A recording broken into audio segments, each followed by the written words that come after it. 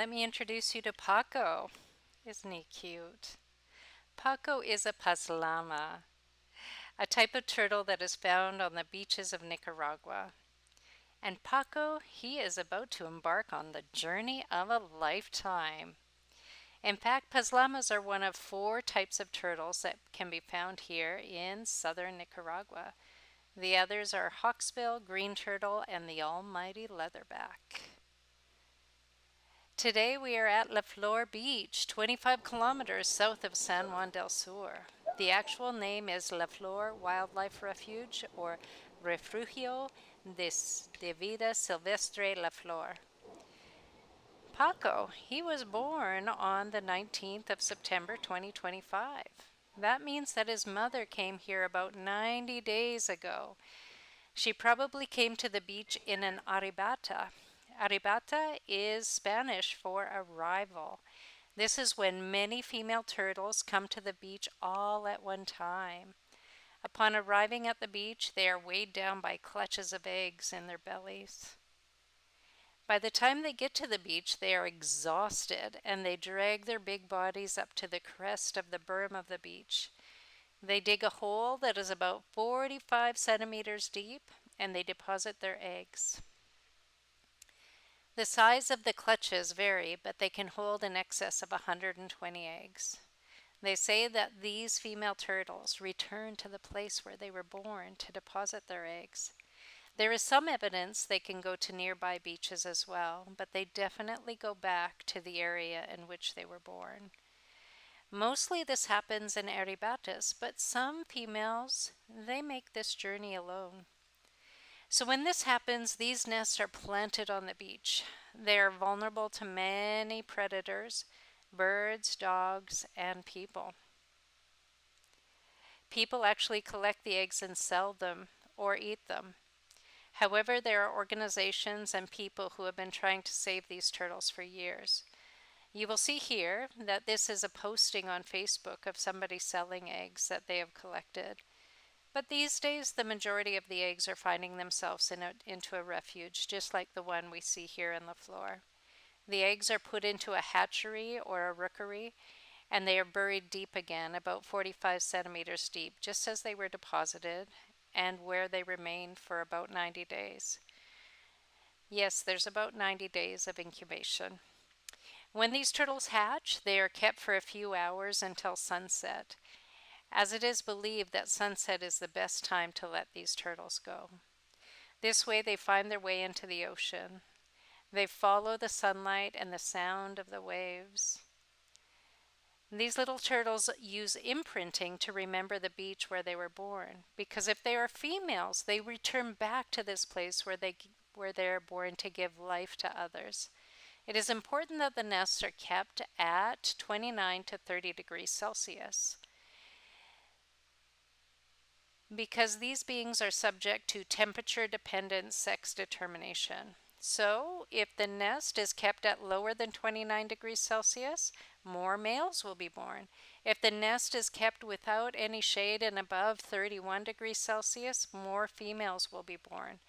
It is ideal to have an equal amount of males and females so that the population can continue to be healthy and thrive. We really don't know how long olive ridley turtles live, but they do live for decades. But there are many dangers for them. When they are small, they are prey to many predators that are both on the land and in the ocean. You can see here a couple of vultures. They are just waiting for something bad to happen to one of these hatchlings while we are releasing them. In the ocean, there is a multitude of things that can lead to Paco's demise. So that is why they're born in such plentiful numbers, such as this. Now the good news is I've taken some numbers that I found online and compared the numbers to the numbers of nests between 1995 and nests in 2020, as well as hatchlings released in those years. You can see that there's definitely an increase. These turtles are not endangered, but they are still vulnerable. We are seeing some increases in Nicaragua. Yay, Nicaragua! Keep doing what you're doing. At La Flor in 1995, they recorded 50,000 nests on the beach, which bore 2.5 million hatchlings released. In 2020, there were 80,000 nests and 4 million hatchlings released. That is quite an increase. These figures are approximate, but they do show a clear increase of both nesting and hatchlings released. You too can take part in this beautiful process the next time that you are in San Juan del Sur. Ask around and ask if there are any hatchlings being released or any arribatas happening. You can try to contact La Flor Refuge, but they do not often answer the phone. There's another nonprofit called Vital Actions. They do not send out any emails or notifications when they're releasing, but what they do is they post on their Instagram and Facebook accounts. So follow them closely. I believe this year they have more than just olive ridley turtles. They have other varieties as well. They do collect donations, so to keep doing what they're doing. So if you want to do your part, you can always donate to them. Today, for my date with Paco, I drove 25 kilometers south of San Juan del Sur on our beautiful new highway. There's still one part that is under construction, but the road is quite good all the way to La Flor. At La Flor, each person is charged 200 Cordobas to watch the release of the turtles. We arrived at 4:45 in the afternoon, and we released turtles at 5:30, just before the sun went down. It was quite magical. They get you to put on surgical gloves. These gloves are not to protect you. The turtles are not going to harm you in any way. But what we have on our hands often can affect the hatchlings.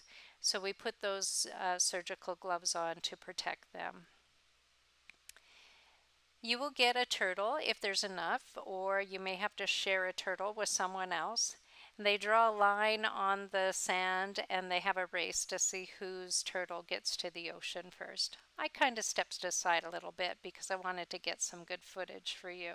Let's check back with Paco and enjoy some music and to see if he makes it to the ocean.